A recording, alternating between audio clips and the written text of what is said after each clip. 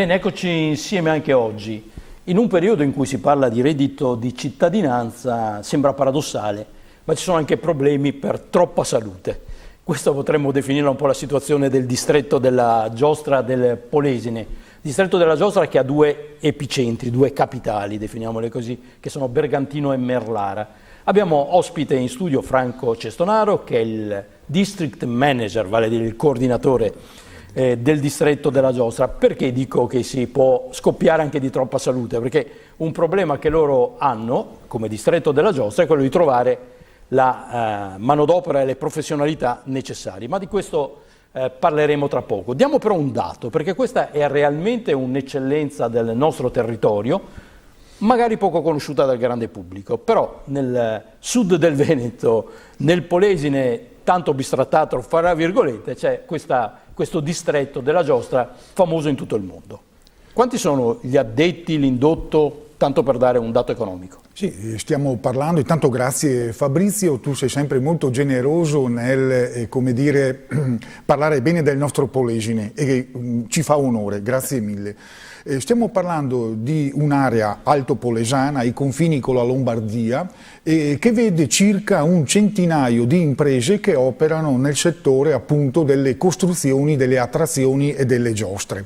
E occupa questo settore, queste imprese occupano circa 3.000 addetti, quindi un sistema economico e occupazionale molto ma molto interessante.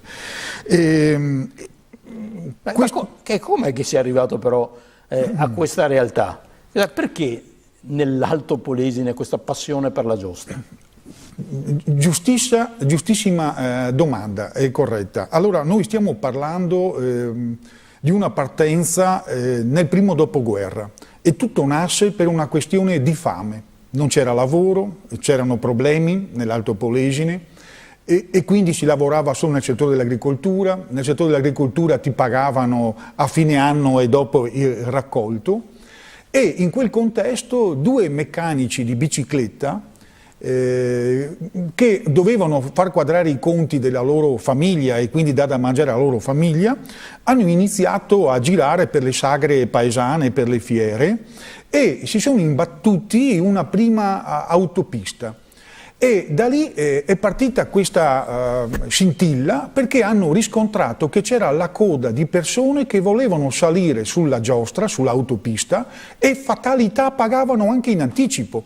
Quindi dicevano ma come? Noi aspettiamo i soldi un anno per far mangiare la nostra famiglia e questi qua fanno la coda per dare i soldi in contanto. Ma perché? Come mai? E da lì aguzzato l'ingegno. Da lì hanno aguzzato l'ingegno e da lì è nata poi la volontà di costruire la prima autopista. Ricordo bene, allora si costruivano le giostre tutto in legno, quindi materiali di recupero anche, legno lungo il Po e quant'altro. Quelli lì sono stati i primi. Poi è venuto avanti anche un altro artigiano che purtroppo è stato richiamato in guerra. Qui stiamo parlando del secondo conflitto mondiale. Lui è andato a fare il militare in Africa, è stato fatto prigioniero, è stato portato negli Stati Uniti d'America. E che cosa ha visto negli Stati Uniti d'America? Ha visto dei camion che alzavano e abbassavano i cassoni. E da lì è nata un'altra idea, com'era possibile far divertire la gente utilizzando quella meccanica. Quando è rientrato in Italia, che cosa ha inventato? La prima giostra avio. Cioè alzava e abbassava gli aeroplanini sulla giostra. Prima non c'erano queste opportunità di costruzione. E anche lì, da una osservazione attenta, dall'intuizione e dalla genialità di queste persone, è nata la prima giostra avio che poi dopo ha spopolato in tutto il mondo. Creatività e genio polesani. Creatività, genio polesano e grande volontà lavorativa, cioè persone che non uscivano mai di casa, erano sempre lì a fare progetti, a farli fatti bene, perché già da allora la priorità assoluta era garantire la sicurezza a chi sale su una giostra. Adesso ci arriviamo perché parliamo anche di innovazione tecnologica. Dicevo prima, paradossalmente c'è un problema di troppa salute per questo settore, ma prima di arrivare alla mancanza di professionalità e quindi alla necessità di crearle, perché sono posti di lavoro, viene da chiedere com'è che avete superato però la crisi economica, perché verrebbe da pensare che la giostra è una delle prime spese che uno taglia nel bilancio familiare. Eppure è il contrario, cioè proprio nei momenti di difficoltà o di crisi economica cosa succede? Si cerca di spendere meno e di spendere bene. Se noi pensiamo ai paesi, parlo dell'America Latina, dove i problemi economici ci sono da diversi anni, il divertimento non può essere fatto attraverso il pagamento di viaggi, lunghi periodi di ferie e quant'altro, ma il divertimento diventa andare in un parco di divertimento dove si spende poco e si può stare tutta la giornata con la famiglia. Si spende meno, no? Ormai insomma, non c'è che si spenda poco, nei parchi di divertimento si spende meno. Sì, si spende meno, l'ho detto prima in anticipo, non si spende poco, dico spendere meglio, no? Per divertirsi di più. Quindi da un certo punto di vista la crisi può averci dato una mano, però lo dico come provocazione perché in realtà abbiamo avuto anche noi come distretto una riduzione, no, dell'attività e quindi abbiamo dovuto anche inventare qualcosa di diverso per affrontare questa tematica della crisi economica internazionale.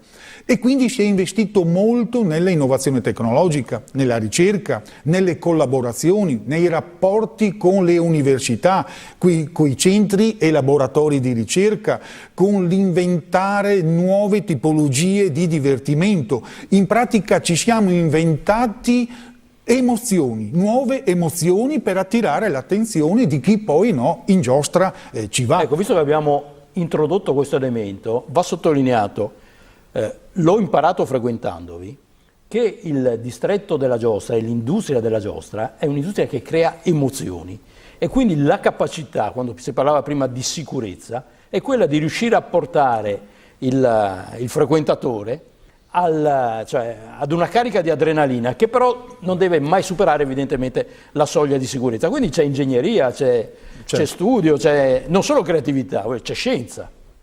Fabrizio, io credo tu possa essere il miglior promotore del distretto della giostra perché fai le domande, ci metti la passione e spieghi benissimo.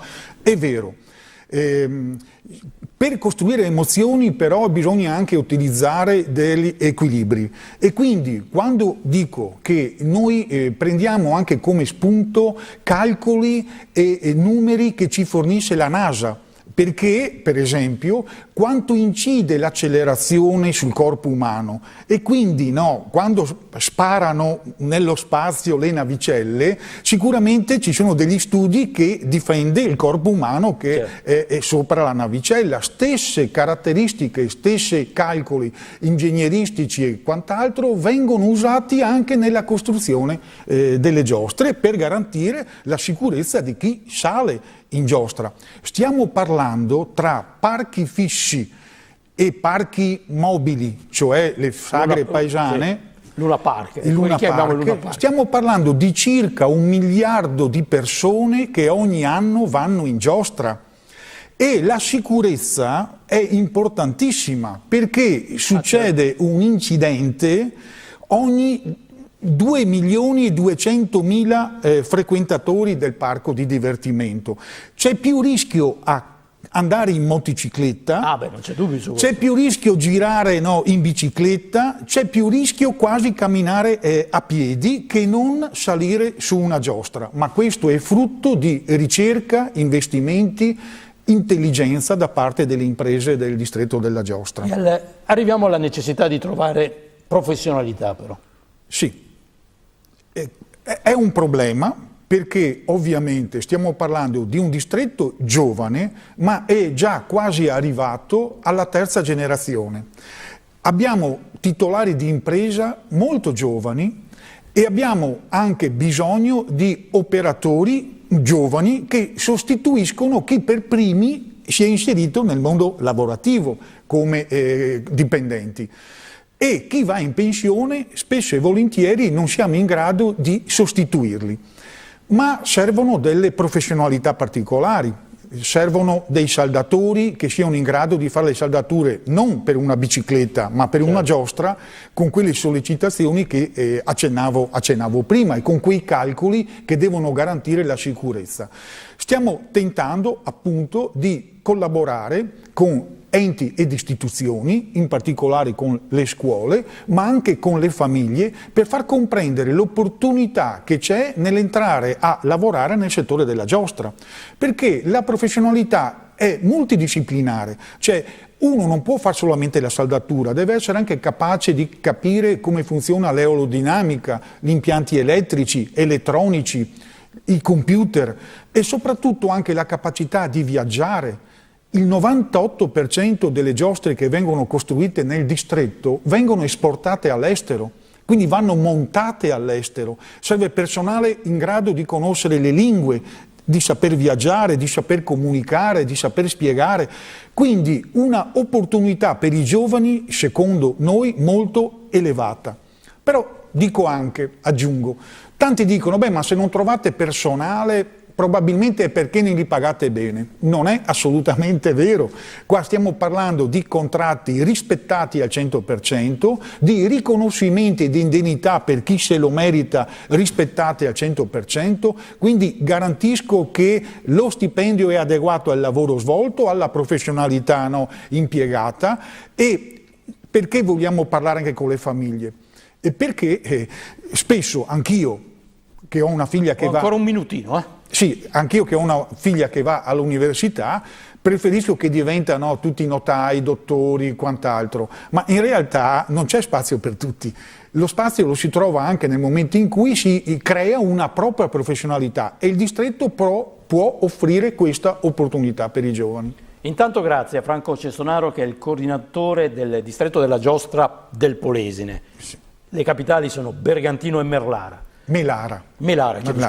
chiedo scusa. Sì, no. Allora, i giovani sanno che interessandosi a questo tipo di attività andranno a svolgere un lavoro ben retribuito, mi pare di aver capito, ma soprattutto nel quale non ci si annoia. E d'altronde, parlando di industria del divertimento, e nell'Alto Polesine ci sono le Ferrari del divertimento mondiale, Giusto, il giusto. top. Grazie, a voi alla prossima.